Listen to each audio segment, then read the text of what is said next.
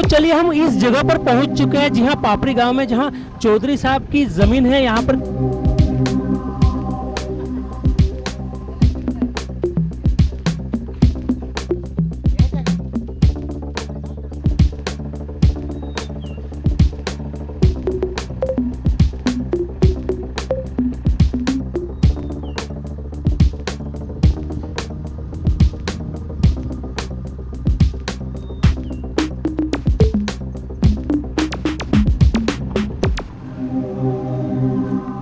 महाराष्ट्र के मुख्यमंत्री देवेंद्र फडणवीस जो है वो पूरा महाराष्ट्र घूम रहे हैं किसानों का लेखा जोखा जानने के लिए कि आखिर किसान किस बदहाली में है। आज वही बदहाली जो है हम हमारी आंखों से आपको दिखाना चाहते हैं, जिसके लिए हम सोलापुर, जिसे जी हाँ माना जाता है कि काफ़ी सूखा यहाँ पर पड़ता है, उसी के पापड़ी गांव में आए हुए हैं। वहाँ हम आपको किसानों से भी मिलवाएंगे और यहाँ पर जो है लोगों की हालत भी दिखाएंगे और आखिर यहाँ के फसल की क्या हालत है, पूरी हालात का लेखा जोखा हम आपको देंगे। पहले नज़ारा तो सामने आपके है ही है, लेकिन अंदर जाके जो लोग पानी के लिए जूझ रहे हैं, उनकी फसल किस तरह से बर्बाद हो रही है, उसका पूरा लेखा जोखा जो है वो हम आपको यहाँ पर बताएंगे। बादल वैसे रोज छाते हैं, जो हमारे कैमरा पर्सन आपको दिखा रहे हैं, लेकिन बरसते नहीं है, सिर्फ गरजते हैं और लोगों को एक दिलासा दे के चले जाते हैं। लोग तकते रह जाते हैं, लेकिन बादल बरसते नहीं है और वही आस कि फिर अगले दिन शायद आएगा। चलिए हम दिखाते हैं नज़ारा आपको आगे कि आखिर गाँव में फसल की हालत क्या है।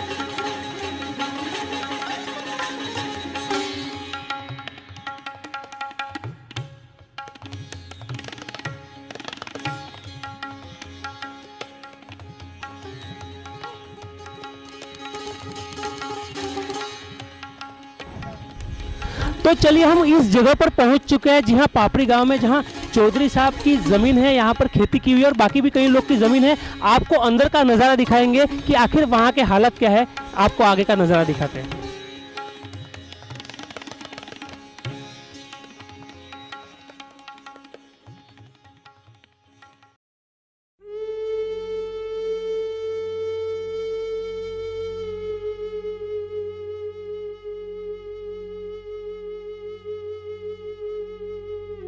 आ चुके हैं उसी जगह पर, जी हाँ, आप देख सकते हो सब किसान हमारे साथ में हैं और यहाँ पे आपको दुखी लोग और सूखी हुई ज़मीन, इसके अलावा कुछ नज़र नहीं आएगा। यहाँ पर बारिश का इंतज़ार ज़रूर है, लेकिन हालात काफ़ी ख़राब है। औरतें कुछ हमारे साथ में हैं जो दिन रात मेहनत करती है अपनी ज़मीन के लिए कि उन्हें आखिर फसल मिले, अपने बच्चों का पेट भर सके। यहाँ तक आप छोटे बच्चे देख सकते हो जिनका भविष्य जो है वो उज्जवल होना बाकी है और ये उज्जवल इसी फसल पर होना है, लेकिन सिर्फ आशाएँ बची है और निराशा रोज़ की होती है कि आखिर कल क्या होगा। उनसे पूछते हैं, तुम्ही सांगणार काय मला की परिस्थिती काय आहे इथे? प्यायला पाणी नाही, तर माणसांना जनावरांना गवत काढे नाही, ऊस धान्य सगळं जळाले, पाऊस पड नाही, काय करायचं मग आम्ही गरीब लोकांनी? पाणी नाही आहे, मग सरकारतर्फे कोणतरी आला काय आश्वासन दिलं काय तुम्हाला? आले पण नाही, आश्वासन पण कोणी दिलं नाही ना, इथपर्यंत आलेच नाही कोण। आप क्या पढ़ती है, क्या पढ़ाई करती है? हाँ। तो यहाँ पे जो है वो परिस्थिति ऐसी है, कोई गवर्नमेंट के लोग आके ऐसा बोलते हैं कि यहाँ पे पानी की व्यवस्था की जाए या पैसे देने की, या जो किसान है उनका फसल का नुकसान है उसके लिए कोई भरपाई देने की बात होती है? नहीं। तो आप लोग यहाँ पर जो है आप बताइए, हाँ तुम्ही बोला, कोणतरी आला काय तुमच्याकडे की कोणी सुद्धा आलं नाही की तुम्हाला प्यायला पाणी आहे का, पाऊस पडतोय की रानं पण सुकले, त्या रानात पाणी पण नाही, काहीच नाही, पण आम्ही शेती तरी कशी करायची, पाऊस पण पडत नाही ना, काय नाही, आणि काम पण नाही ती, आणि एक दोन दिवस काम लागलं तर तिथं 10 बाया जाते त्या कामाला, मग परत रोजगार हमी पण कमी आणि मजबुरी करून तर लेकरांची पोट आम्ही तर कसं हे करायचं, शाळा शिकवायची. काय काय मागणी काय आहे तुमची सरकार? काय नाही सरकारपासून काय नाही, पाण्याची व्यवस्था करावी, पिण्याची पाण्याची, तर ही कधी का पाऊस पड का रोजगार हमी ही द्यावी, काम काहीतरी योजना काहीतरी करावी की ह्या गावात योजना अशी आम्ही केली की आम्ही ह्यांना साथ दिलं, ह्यांची योजना आमची सहकार्य केली, असं आमचं एवढं नियोजन. साहेब कोण तुम्ही बोलणार का इथे मुख्यमंत्री येणार आहे, कोणाला माहिती आहे काय तुम्हाला मुख्यमंत्री येणार आहे इथे, मग काय तरी तुम्हाला असं आश्वासन आहे काय की मुख्यमंत्री काहीतरी तुमच्यासाठी व्यवस्था करणार? होय बोलू काय दुष्काळ पडलेला आहे, पाणी नाही जनावराला, वैरण नाही जनावराला, कामधंदे काय नाहीत, कामाची सोय काहीतरी पाहिजे, माल पेल काहीतरी आला येशला पेशला म्हणजे मग भागते. दुष्काळच पडला नाही का, पाऊस नाही 2 वर्ष झालं काय सुद्धा. सरकार तर काय मागणी काय आहे तुमची? मागणी म्हणजे ही पाणी पुरवठा करायचा किंवा जनावरला चारा वैरण, आता पाऊस त्याने तर काय करायला पावसाला म्हणा, उजनीचं पाणी सोडायला फिरायला पाहिजे एखादं दुसरं. आता साहेबांनी एक क्रम केलेला आहे, तुम्हाला माहिती आहे काय, ते कोर्टमध्ये टाकलेला होता आणि आता 8 तारखेला काहीतरी तिथे मग जर झाला तर तुम्ही खुश आहे? होय मग पाणी आल्यावर मग खुश आहे, मग काय कामं लागते आमचं आहे ती बिस्तेलच्या 2 एकर लोकांचं ऊस जायचं ते पाणी आल्यावर मग एक खुशी आहे, मग त्याला काय. सर देख रहे हैं यहाँ पे हालात जो है वो बिल्कुल हम आपके साथ में चलते आ रहे हैं, लोगों को उम्मीद है यहाँ पर कि अब जो है मुख्यमंत्री का दौरा है, हमने अभी सुना है कि मुख्यमंत्री शोलापुर में है, तो आपको लगता है कि कुछ न कुछ व्यवस्था होने वाली है लोगों के लिए? अभी उजनी के पानी के बारे में तो अभी हमारा जो इधर का एरिया है मोस्टली डिपेंड्स अपन तो उजनी एरिया, उजनी वाटर. अभी उजने में पानी है नहीं, इसके कारण ऑफिस बेरर बराबर इन्फॉर्मेशन नहीं दे रहे, लेकिन हाईकोर्ट में जाने के बाद उनके सामने जो भी है वस्तुस्थिति रखना पड़ेगा और हाईकोर्ट मोस्ट प्रोबेबली कुछ ना कुछ रिलीफ देने के चांसेस है. बिल्कुल, यहाँ पर देखिए गन्ने की फसल है मेरे पीछे, काफ़ी उम्मीदों से सर लगाई होगी लेकिन जल गई है, ऐसा हमें देख के दुख होता है. तो कहीं ना कहीं जो है वो इतनी बड़ी मेहनत है, कहा जाता है एक बड़ी इंडस्ट्रीज लगाना होता है, कृषि करना, मतलब दुख होता है कि जिस तरह से उम्मीद की हुई होती है उसके परिणाम उल्टे होते हैं और उसका कहीं ना कहीं कारण जो है वो सरकार है, कहीं ना कहीं कारण उसका सरकार की अव्यवस्था है कि इतनी एक इंडस्ट्रीज खड़ी की हुई होती है. अपने लोकशाही प्रजातंत्र में सरकार के साथ जो ऑफिस बेरर्स काम कर रहे हैं, अपन जिसको बाबू बोलते हैं, उन लोगों का नियोजन प्रॉपर न होने के कारण लोगों को ये संकट का सामना करना पड़ रहा है. अगर अभी आपको मैं पहले ही बोला कि उजनी का पानी अगर होने के बावजूद भी गवर्नमेंट के लोग नहीं छोड़ते, क्योंकि पॉलिटिशियन लोगों को बराबर इन्फॉर्मेशन नहीं देते, न देने के कारण उनको करेक्ट इन्फॉर्मेशन नहीं मिलती, नहीं मिलने के कारण उसका पानी छोड़ने का उसके हमको कोर्ट में जाना पड़ रहा है. इसलिए अभी हम कोर्ट में चले गए, 8 तारीख को उसका फैसला हो जाएगा, लोगों को पानी मिलेगा ऐसा उम्मीद है. जी बिल्कुल सर, थोड़ा सा मैं आपके साथ में आगे चलते हुए बात करना चाहूँगा, क्योंकि मैं यहाँ पर भी बताना चाहूँगा कि काफ़ी नारियल के झाड़ वाड़ आपने लगाए हुए हैं, लेकिन कहीं ना कहीं वो भी जल रहे हैं. और खासकर एक बात मैं आपसे पूछना चाहूँगा कि अगर पानी की इधर ड्रिप्स है यहाँ पर लगाई हुई है कि कैसे न किसी तरीके से इन झाड़ों को पानी मिले, सरकार जो है आपके यहाँ पर कुएं हैं, वहाँ पर मीटर्स लगे हुए हैं, लेकिन पानी की व्यवस्था नहीं है, लाइट की इतनी व्यवस्था नहीं है, लेकिन बिल जो कहा जाता है वो हमेशा भर भर के आ जाता है. तो ये जो आखिर आपको लगता है कि कहीं ना कहीं किसानों को जो खुदकुशी का कारण होता है कि लोन उन्हें लेना पड़ता है जिस तरह से, या इस तरह का बिल आ जाता है, पानी का बिल जो होता है, इलेक्ट्रिसिटी का होता है, तो वो कहीं ना कहीं वो भी एक बहुत बड़ा कारण है जिसके लिए सरकार को वहाँ तो सोच सकते हैं, आखिर बारिश नहीं करवा सकती. अभी गवर्नमेंट ने अभी अपने CM ऑनरेबल देवेंद्र फडणवीस, उन्हें अभी कल परसों के पेपर में न्यूज़ है कि इलेक्ट्रिसिटी का बिल आधा ले रहे, पूरा बिल तो नहीं ले रहे. अभी देखेंगे इम्प्लीमेंटेशन कैसा होता है, अभी कल का ही न्यूज़ आई है. और लोन की बात करें, जिन किसानों ने लोन ली हुई है सरकार से, चाहे बीज के लिए, खाद के लिए, अब वो कहीं ना कहीं जल गए हैं. हमने देखा है कि प्याज की खेती की हुई है, लेकिन अब जो है वो पानी नहीं मिलने की वजह से वो भी जल गई है. तो कहीं ना कहीं सरकार को वो जो पैसा है वो माफ़ करना चाहिए किसानों का लोन.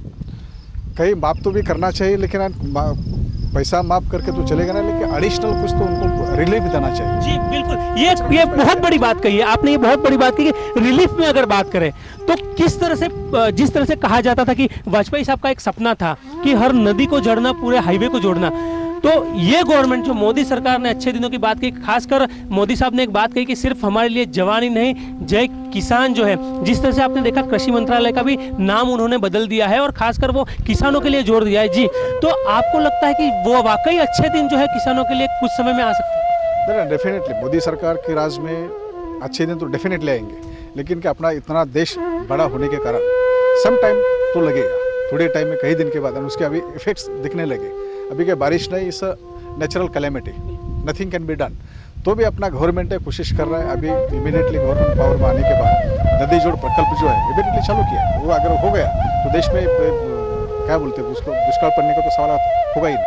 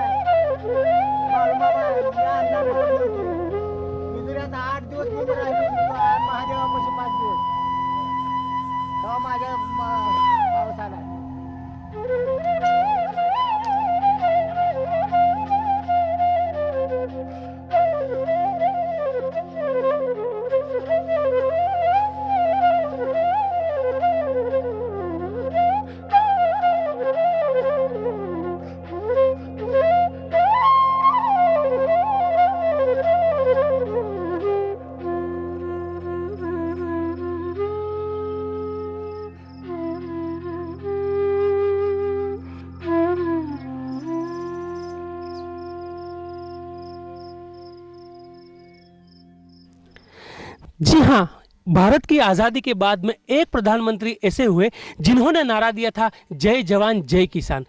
जवान आज भी डटे हुए हैं हमारी सीमाओं पे और भारत सुरक्षित है उनके हाथों में, लेकिन किसान जिसको नारे में सबसे पहले माना जाता है, आज किसान दुखी है लेकिन सरकारें सोई हुई है।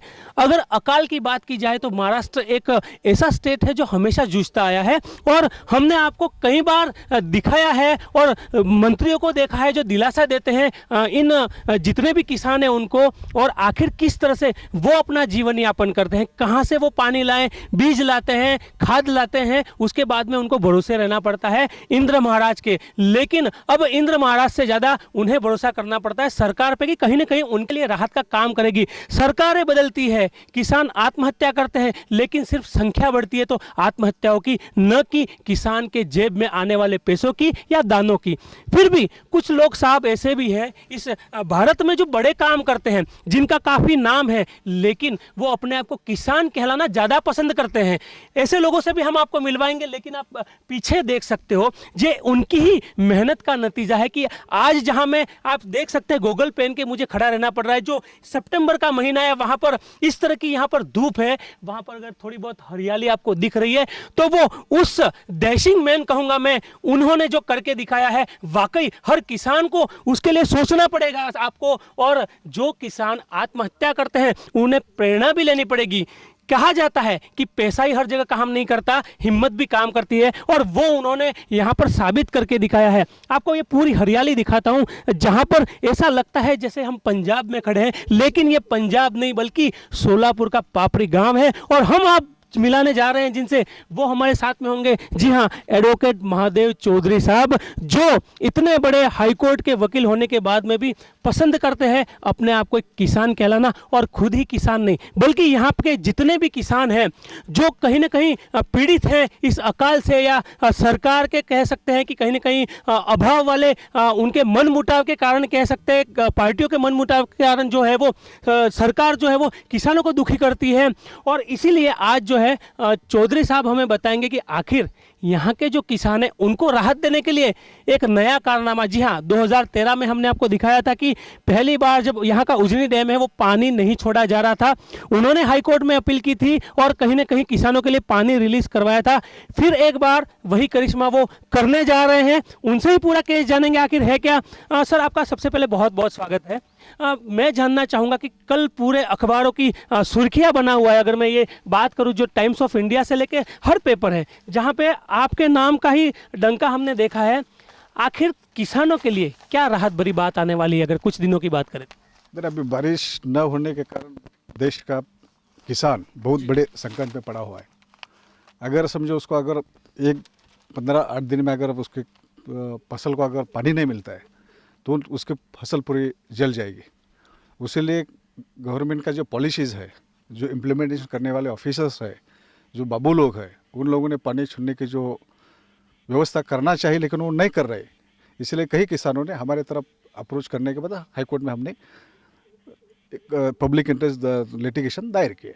जी बिल्कुल, लेकिन कहीं ना कहीं आपको ये लगता है कि इस बार जो है वापस सरकार झुकेगी, किसानों के लिए पानी जो है वो रिलीज कर पाएगी? जिस तरह से बात कही जा रही थी कि कांग्रेस गवर्नमेंट जो है वो किसानों के हित में नहीं है, बीजेपी गवर्नमेंट आएगी, वाकई अच्छे दिन आएंगे। आपको कहीं से लग रहा है कि जो किसानों के लिए अच्छे दिन आए हैं या इस बार हालात वही के वही है? आप जैसे बोल रहे गवर्नमेंट बदलने से ये पॉलिसी और कोई भी चीज़ इम्प्लीमेंट करने वाले गवर्नमेंट के जो ऑफिसर्स हैं वो नहीं बदलते, वो तो जगह पे ही रहते। अपना सब कानून ये इतना देश में वर्ल्ड फेमस होने के बावजूद भी इम्प्लीमेंटेशन की जो दिन लोगों के ऊपर है, उसका इम्प्लीमेंटेशन बराबर नहीं होता। उसके कारण पानी रिलीज करने के लिए नोबडी इज टेकिंग रिस्पॉन्सिबिलिटी। लेकिन सर, कहीं ना कहीं बात ये की जाती है कि पीने का पानी जमा नहीं हो रहा है या अकाल जैसे हालात होते हैं, उनके पास में एक्सप्लेनेशंस होते हैं। बहुत बार देखा हुआ है कि पानी की मात्रा ज़्यादा होती है लेकिन वहाँ के जो कर्मचारी होते हैं या जिनके अंडर ये होता है, डैम होता है या पानी छोड़ने का पूरा मशीनरीज होता है, वो ऐसी एक्सप्लेनेशन कोर्टों में भी दे दिया करते हैं कि हमारे पास पानी की कमी है, अगर हम लोगों को पिलाने के लिए पानी नहीं है तो फसल के लिए कहाँ से देंगे?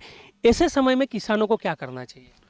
तो नहीं, अभी पानी है या नहीं है ये पहला सवाल है जी। अभी हमने कब हमारी जब Maharashtra water resources regulatory authority के सामने हेयरिंग होने के बावजूद जी। हमने अथॉरिटी के सामने पूरे फैक्ट्स एंड फिगर्स लेके आए। हमने कोर्ट को ये साबित करके दिखाया कि आज भी उजनी डैम में 60 टीएमसी का पानी है। ये गवर्नमेंट के लोग ऑफिसर्स बोल रहे थे कोर्ट के सामने भी, ये पानी हमने पीने के लिए जमा करके रखा है। लेकिन हमने कोर्ट को फैक्ट्स एंड फिगर के साथ बता दिया कि ये पानी अगर समझो हम जितना रिक्वेस्ट करें रिलीज करने के लिए ओनली टू सस्टेन और व्हाट यू कॉल दिस, अभी का जो पीक है वो सर्वाइव होने के लिए, क्रॉप सर्वाइव होने के लिए हमने जो उनको पानी की ज़रूरत है खाली वो 5 या 6 टीएमसी से की है। उन लोगों ने जब कोर्ट के सामने बोला कि नहीं ये पानी पीने का पानी के लिए रिजर्व रखा है, तो हमने बोल दिया कि 1 करोड़ पॉपुलेशन के लिए अगर 1 बरस के लिए भी पानी इधर तो maximum we need to have 4 to 5 TMC। The court accepted, hearing was given. Now they are in a process and Tuesday that again will be going before the High Court. चलिए, अगर बात करें, आपको लग रहा है कि कहीं ना कहीं पॉजिटिव आने वाला है? कोर्ट की एक आशा होती है, जो किसान होता है वो भगवान अब कोर्टों को मानने लगा है कि हमारा किस्मत का फैसला कहीं ना कहीं कोर्टें करने लगी है। सरकारों पे भरोसा करके देख लिया, लेकिन वही किसान बने हुए नेता बन जाते हैं लेकिन कभी झांक के नहीं देखते कि मेरे जो किसान हैं उनकी क्या हाल है। अब लगता है कि कोर्ट से कहीं ना कहीं से उनको एक आश्वासन क्या, लेकिन कहीं ना कहीं रियायत मिलेगी। नहीं, कोर्ट से तो मेरे हिसाब से 100% कुछ ना कुछ उसको रिलीफ मिल जाएगी। अभी कोर्ट ने जिस तरह से ऑर्डर पास किया है, जब अभी न्यायमूर्ति कानड़े साहब के सामने अभी 3 तारीख को आया था, जब हमने सब फैक्ट्स एंड फिगर्स कोर्ट के सामने लाया 2 तारीख को, तभी कोर्ट को समझ गया। कोर्ट ने एक फंटास्टिक ऑर्डर पास करने के बाद सब गवर्नमेंट मशीनरी काम पे लगी हुई है और हमको बराबर 100% विश्वास है कि 9 तारीख को हम कोर्ट के सामने जब जाएंगे और इन लोगों का सब फैक्ट्स फिगर वगैरह सामने आएंगे तो 100% कोर्ट पानी रिलीज करेगा। बिल्कुल, उम्मीद पे दुनिया कायम है और कहते हैं कि मंजिलें उन्हीं को मिलती है जिनके सपनों में जहां होता है पंखों से कुछ नहीं होता, हौसलों से उड़ान होती है। चौधरी साहब वही हौसला लेके चल रहे हैं कि आखिर ये सिर्फ उनकी बात नहीं है, जितने भी किसान हैं, महाराष्ट्र के किसान, महाराष्ट्र नंबर 1 माना जाता था कहीं खेती के लिए, हर जगह आगे रहने वाला। गन्ना जो आज कहा जाता था, अगर गन्ने की या शुगर की बात आती थी, शुगर कैन की बात आती थी तो महाराष्ट्र का नाम लिया जाता था। आज महाराष्ट्र को सबसे ज़्यादा याद किया जाता है किसानों की आत्महत्या के लिए। बिल्कुल किसान भी लोग भी हैं हमारे पास में। सर आप 2 मिनिट इधर आइए, मैं आपसे पूछना चाहूँगा आता तुम्ही सांगा मला की काय अवस्था आहे पाणीची? काय पाण्याची लई अडचण आहे साहेब इकडे. निवळ पाण्याची अडचण आहे, प्यायला सुद्धा पाणी नाही. मग काय करता तुम्ही शेतीसाठी पाणीचं? पाणी शेतीसाठी काय आम्ही राठावरून काढतो, उपसून काढतो. बोरला पाणी नाही, विहिरीला पाणी नाही, कसलंच पाणी नाही. आता काय झालं मग खेती झाली काय तुम्हाला? पूर्ण जळून गेली शेती, खाक झाली. आता चौधरी साहेबांनी जे केलेलं आहे कोर्टमध्ये, तुम्हाला वाटतं की काहीतरी तुम्हाला भेटणार, पाण्याची व्यवस्था होणार? आधार वाटतोय ना साहेब. आता मागच्या वेळेला तसं झालं, गेल्या वर्षी असं साहेबांनी केलं त्यामुळे पाणी एक वेळ सुटलं, त्यामुळे आमचा गेल्या वर्षी ऊस गेला. आता या बाईनं काहीच नाही ना. जी बिल्कुल कुछ ऐसे लोग भी हैं जो खेती करते हैं, मुंबई में नौकरी भी करते हैं, लेकिन अवेयर रहते हैं कि आखिर जो है किस तरह से हालात हैं, क्योंकि कहीं ना कहीं अगर गांवों से दाना निकलेगा तो ही शहरों तक पहुंचेगा और आगे के जो रोजगार भी चलना है कहीं ना कहीं कृषि पे ही है, क्योंकि हमारा देश जो है वो कृषि से माना जाता है कि कृषि से ही विद्यमान है। सर आप बताइए, यहाँ पर आकर आपको क्या लग रहा है कि जो किसानों की हालत है, सिर्फ आज तक टीवियों में सुना होगा आपने कि जिस तरह से किसान आत्महत्या करता है, यहाँ पे आप हालात देख रहे हैं, आपको कहीं ना कहीं तरस आता है या कि लगता है कि गवर्नमेंट जो है उसको कहीं ना कहीं कड़े कदम उठाने चाहिए? ज़रूर गवर्नमेंट ने इसके बारे में सोचना ही चाहिए और अपने साहब भी अभी उसके पीछे लगे हैं। अभी कानड़े साहब के सामने कोर्ट में जो केस आई है उनको कुछ ना कुछ मिलेगा, ऐसा उनको आशा है, किसानों को भी आशा है। हम लोग भी इधर आए हैं खास चौधरी साहब का इधर का करिश्मा देखने के लिए। इतना अकाल पड़ा है फिर भी यहाँ जो हरियाली छाई हुई है वो सब उनका बदौलत, उनकी मेहनत है और उनके वजह से सब हो गया। और किसानों की हालत पूछेंगे तो अब हर दिन हम लोग टीवी में सुन ही रहे। आज कितना 4 लोगों ने आत्महत्या किया, कल एक ने आत्महत्या की। आत्महत्या की सिलसिला तो चालू ही है, तो इसके बारे में भी गवर्नमेंट ने सोचना ही चाहिए कुछ ना कुछ इसका। चलिए बिल्कुल, अब हम आगे भी चलेंगे और चौधरी साहब से आगे भी जानकारी लेंगे, क्योंकि उनकी 25 एकड़ और भी आगे ज़मीन है। आप सोच सकते हैं सोलापुर जैसी सिटी में जहाँ पे माना जाता है कि काफ़ी सूखा पड़ता है, वहाँ पर वो कृषि कर रहे हैं। गन्ने से लेके यहाँ पे आपको आंवला, हर चीज़ के झाड़ मिलेंगे। तो कहीं ना कहीं एक प्रेरणादायक है किसानों के लिए कि वाकई हार नहीं माननी है। हम आपको बताते भी चलेंगे आगे आगे, जब उनसे बात भी करते चलेंगे कि आखिर किसानों को क्या करना चाहिए, वो ज़रूर हो। लेकिन उससे पहले भी कुछ लोग हैं हमारे साथ में, जो यहाँ पे महिला है, वो भी यहाँ पे खेती का काम करते हैं, उनसे पूछते हैं। आप बताइए, यहाँ पे जो पानी नहीं है तो खेती किस तरह से जल रही है, या जो आपने जो उगाने के लिए जो पैसा डाला है वो वापस मिल रहा है? नाही, पैसे तर मिळालंच नाही, तर पण खर्च केलेला सुद्धा निघत नाही. ही सोलापूर जिल्ह्यातली ही चौधरी साहेबाची शेती आहे. ही आवळीची झाडं दिसते ती, पण ह्याला फळ आलं नाही, नुसती हिरवी दिसते ती. आणि मुख्यमंत्र्यांनी महाराष्ट्राचा दौरा केला. सोलापूर जिल्हा पहिला दुष्काळी भाग आहे, पण ह्या सोलापूर जिल्ह्याला ते आलंच नाही. तर मग ह्याच्यासाठी काय तर करावं सोलापूर जिल्ह्यासाठी. पाण्याची व्यवस्था तर नाहीच, पण ह्या सोलापूर जिल्ह्यासाठी दुष्काळी भागासाठी वीज बिलाची किंवा पीक कर्जाची थोडीफार तरी मदत करावी सरकार.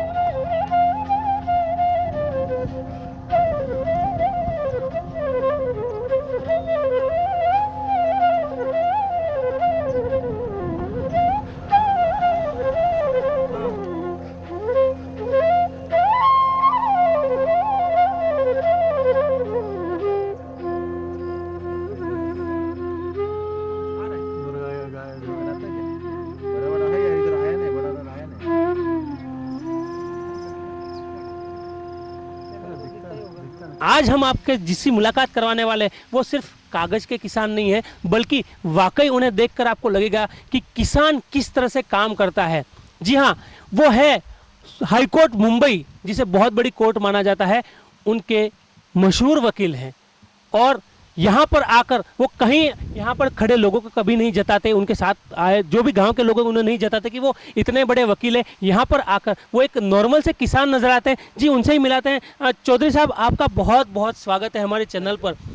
खासकर जिस तरह से आपको कैसे लगा कि नहीं, इतना बड़ा वकील होने के बाद में भी मुझे जो है वो मेरी भूमि बुला रही है, आपको कब या स्टार्टिंग से ही एहसास है कि कहीं ना कहीं मुझे किसान बनना है, या मुझे जो खेती करनी है, जो मेरे माँ बाप ने या मेरे पूर्वजों ने ज़मीन रखी है उसको और बढ़ाना है, मुझे कहीं ना कहीं जो मेरा कर्ज है वो मुझे चुकाना है? देखो, मैं तो किसान फैमिली से पैदा हूँ, तो किसान रहूँगा ही। मैं वकालत हाईकोर्ट में करता हूँ, लेकिन पूरा मेरा ध्यान मेरी भूमि, मेरे लोग, मेरी खेती उसके ऊपर रहता है। और मैं पहले से खेती के बारे में बहुत ये रखता था कि अपने को आज ना कल कुछ एडवांस फार्मिंग करना है। अरे हम जब खेती करेंगे तो हमारा देख के हमारे भी आजू बाजू वाले लोग हैं जो पढ़े लिखे नहीं है, कि हमारे देख के वो भी एडवांस फार्मिंग करेंगे, ऐसा लेके हम इसमें लगे हुए हैं। बिल्कुल, जिस तरह से मैंने बात की कि हर माँ बाप चाहते हैं कि मेरा बेटा इतना बड़ा वकील बने या इंजीनियर बने या कोई बड़ा स्टार बने, लेकिन किसान जो बनना होता है वो वाकई बहुत बड़ी बात होती है, क्योंकि आप हज़ारों लोगों का पेट भरते हो।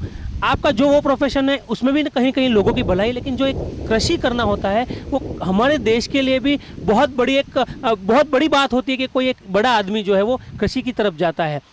आखिर आपको कहीं कठिनाइयाँ आई होंगी, कभी लगा कि नहीं मैं इनसे नहीं जूझ सकता, प्रोफेशनल रूप से बहुत कठिन है? नहीं, अपना देश तो देखो कृषि प्रधान है। एक ज़माने में 20 साल के पहले अपना टोटल देश का जो इनकम था, इसमें से out of 70% income was from agriculture. अभी it has come down about 60-65 इस यहाँ तक आए हैं। लेकिन अभी ये खेती करते टाइम पे हमें कभी भी लगता है कि नहीं, अपने को खेती में अपने लोगों को, आजू बाजू लोगों को, इधर का जो भी कुछ है अपने से लोग सीखे, अपने से ये करें और खेती में बढ़ावा लाए, इसके बारे में अपन कोशिश करते हैं। आपके अभी 2 प्रोफेशन है, कृषि और वकालत। ज़्यादा टफ आपको कौन सा लगता है? अगर आज की बात करूँ कि जूझना पड़ता है जिसे, वो बड़ा टफ वाला कौन सा जॉब लगा? नहीं, अभी खेती जो है मैं 15 दिन के बाद आता हूँ, लेकिन मेरे के आजू बाजू को ले, पड़ोस को ले, मेरे साथ में जो काम करने वाले हैं, हरी भोसले, तेलंग, हनुमंता, ये जो लोग हैं ये बहुत अच्छे लोग हैं एंड मैं उन लोगों को प्यार करता हूँ। और ये जो लोग हैं वो मेरी खेती होने के बावजूद भी खाली मेरे नाम पे कागज़ के मेरी खेती है, लेकिन आखिर में वो सब अपना खेती समझ के खेती करते हैं। ये हुई एक बात। अभी आपने मेरे को दूसरा सवाल पूछा कि वकालत डिफ़िकल्ट है कि फार्मिंग डिफ़िकल्ट है। मैं पहले आपको बोला कि I am son of farmer, तो मेरे को उसका कुछ डिफ़िकल्ट ऐसा लगता नहीं है। यानी जो वकालत की जो बात है उसका डेडिकेशन है, कंटिन्यूस स्टडी है, उसमें ऑनेस्टी, ये बहुत कुछ चीज़ें का ये करना पड़ता है। यानी बहुत टफ कंपटीशन है। हाईकोर्ट, बॉम्बे हाईकोर्ट में ऐसे इतना इस्टेब्लिश करना, you have to be very devoted with your work, you must be honest with your work, you must be honest with your people। तो थोड़ा सा कष्ट उठाना पड़ता है। इधर का मेरे को ज़्यादा खेती का करना नहीं पड़ता है, लेकिन मैं किसान हूँ, किसान होने के बावजूद मेरे को पूरा नॉलेज है, ज्ञान है, यानी मेरे के आजू बाजू के लोग हैं मेरे को बहुत अच्छा सपोर्ट करते, प्यार करते, इसके कारण मेरे को उसका प्रॉब्लम नहीं आता। लेकिन सर, जिस तरह से देखा है कि सोलापुर में हमेशा जो है वो सूखा पड़ता है, और ये एक बहुत बड़ा चैलेंज होता है कि इस ज़मीन पर जो है वो उगाना मतलब बहुत बड़ी बात होती है। आपको जो कठिनाई आती है तो उनका किस तरह से सामना, क्योंकि बहुत ज़्यादा बीज आप उसके लिए भी इन्वेस्टमेंट होता है, गरीब किसान जो होते हैं वो भी अपनी पूरी पूंजी लगा देते हैं, तो ये जो कठिनाई है आखिर उनसे जूझने के लिए आप क्या मार्ग अपनाते हैं, और जो किसान हैं उनके लिए आप क्या संदेश देना चाहेंगे कि वो किस तरह से जो बदहाली है उससे निकले? सोलापुर डिस्ट्रिक्ट के डाउट प्रोन एरिया है, दुष्कालग्रस्त एरिया है। उधर बारिश कंपैरेटिवली महाराष्ट्र में सोलापुर डिस्ट्रिक्ट में बारिश बहुत कम गिरता है। अभी हमारा जो एरिया सोलापुर डिस्ट्रिक्ट का एरिया है, उजनी डैम 1963 में चालू हुआ, 1980 में उसका इरिगेशन के लिए वगैरह पानी चालू हो गया। वो होने के कारण सोलापुर डिस्ट्रिक्ट की बहुत बड़ी रिलीफ मिली। अभी सवाल ये है कि लोगों को देखो, बेसिकली कोई भी धंधे में हो, agriculture also one of industry, एक इंडस्ट्री है, एग्रीकल्चर इंडस्ट्री है। उसके लिए लोगों में जो उम्मीद, आइडियोलॉजी, फिलॉसफी, उसके पीछे का इंटेंशन वो बहुत क्लीन होना चाहिए। ये वकालत का प्रोफेशन हो, खेती का हो, कुछ भी हो, लेकिन उसका तुम्हारा जो आइडियोलॉजी है, थिंकिंग है, एकदम ऑप्टिमिस्टिक, क्लीन, क्लियर, ट्रांसपेरेंट है, तो कोई भी इसमें तुमको दिक्कत नहीं आता है। अभी हमारे फार्मरों का प्रॉब्लम एक प्रॉब्लम है, उसमें क्या होता है, थोड़ा ऐसा ही नहीं कि नेचर इज़ नेचर, हर साल ऐसा नहीं कि कंप्लीटली बारिश गिरता ही नहीं है, बारिश तो होता है, लेकिन बारिश होने के बाद उनमें से जो इनकम आता है, अभी तक हमारे फार्मर भाई लोग इतने एडवांस नहीं कि वो नहीं समझते कि अपने को 2 साल, 4 साल, 6 साल उसकी तैयारी आज करना है।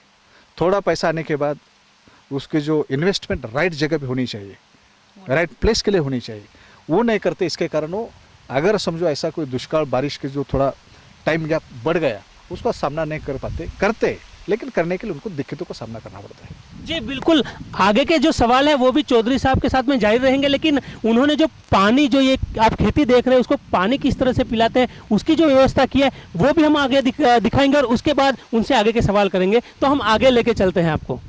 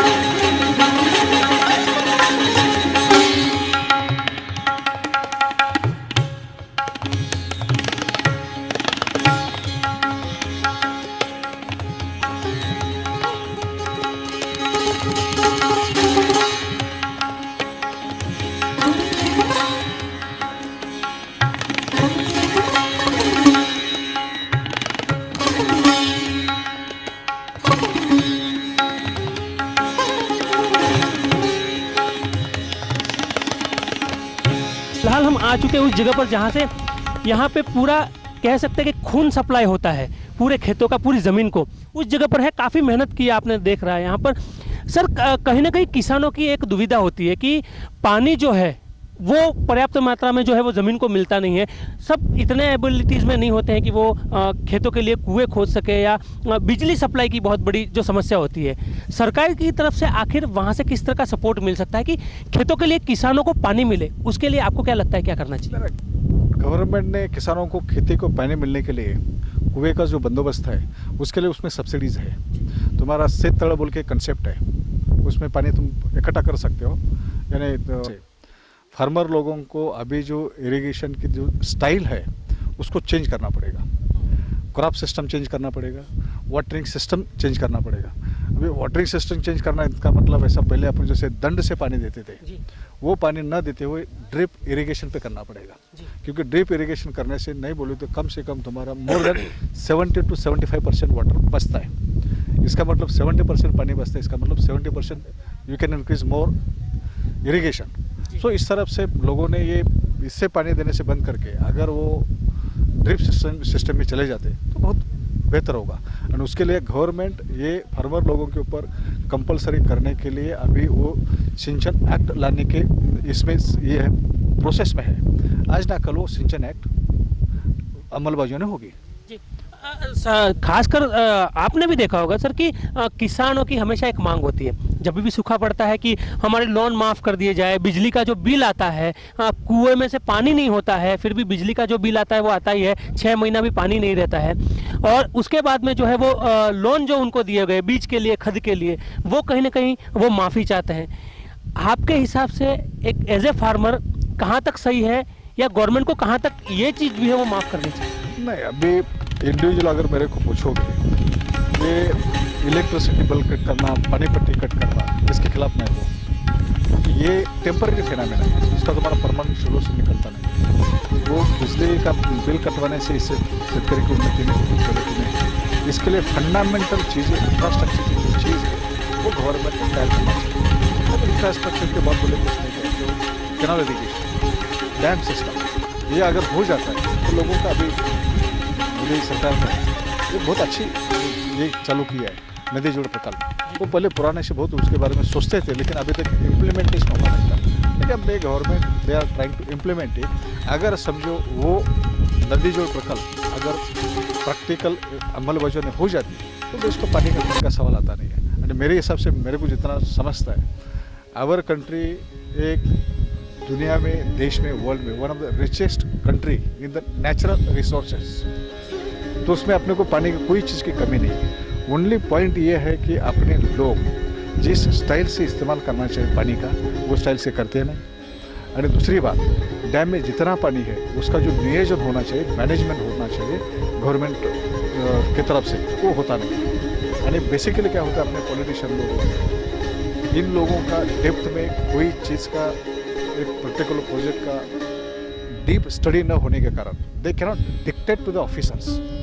वो डिक्टेट न करने के कारण ऑफिसर लोग उसका अनड्यू एडवांटेज लेते हैं, और जो इन्फॉर्मेशन वगैरह करेक्ट जो जिन्हें का चीज़ होता है वो देता नहीं। न देने के कारण पॉलिटिशियन अमलबजावनी नहीं कर सकते। एक्चुअली अमलबजावनी ऑफिसर नहीं कर रहा है, लेकिन पॉलिटिशियन लोगों ने लोगों के डिमांड के हिसाब से, because end of the day they are representing the common man citizen. तो स्टडी न होने के कारण वो प्रॉब्लम हो आ जाती है। इसीलिए कोई भी एक चीज़ के अमलबजावनी करते टाइम वो आदमी का पूरा डिटेल माइन्यूटली डेप्थ में स्टडी होनी चाहिए।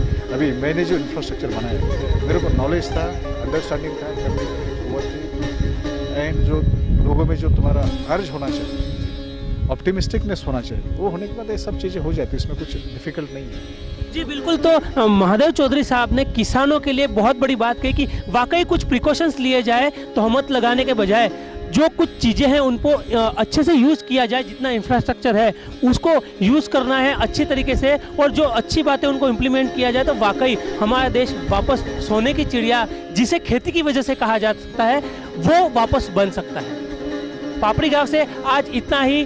फिर मिलेंगे हम आपको किसी और स्टोरी के साथ। तब तक मुझे और मेरी टीम को इजाज़त दीजिए। नमस्कार।